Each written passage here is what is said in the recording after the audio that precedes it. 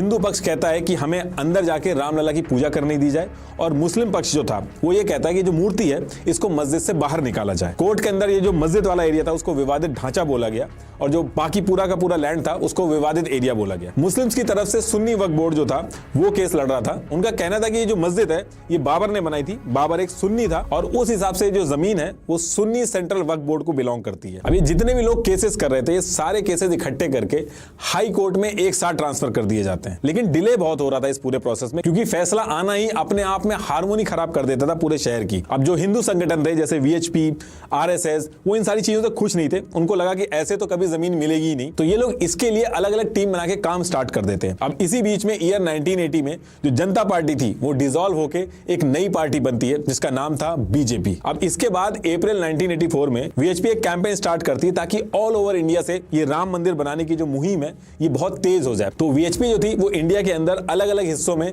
रथ यात्रा निकालने का प्लान बनाती है ताकि पूरे देश का सपोर्ट मिले और इसमें भी ये प्लान था कि ये लोग स्पीचेस देंगे जगह जगह जाके और इस पूरे मुद्दे को इंडिया के कोने कोने तक पहुंचाएंगे ताकि गवर्नमेंट के ऊपर प्रेशर बने। तो इनका प्लान जो था वो सितंबर 1984 में रथ यात्रा करने का था, लेकिन इंदिरा गांधी जी की डेथ हो जाती है और देश का जो माहौल था वो काफी खराब हो जाता है, तो ये जो यात्रा थी वो रोक दी जाती है। इसी बीच इलेक्शन होते हैं और पहली बार बीजेपी इलेक्शन में खड़ी होती है। इनफैक्ट बीजेपी का जो पहला मैनिफेस्टो था उसमें राम मंदिर के बारे में नहीं था।